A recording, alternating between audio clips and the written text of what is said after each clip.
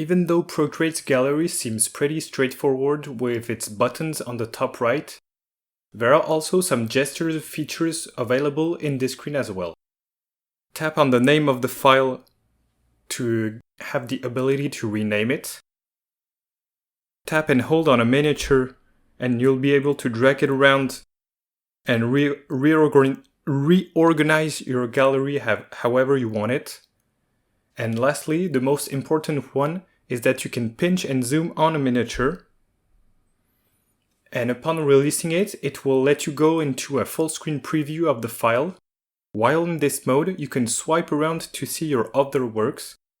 This saves time by not going into the full app by tapping on a file, and you can also compare your files between one another by switching back and forth.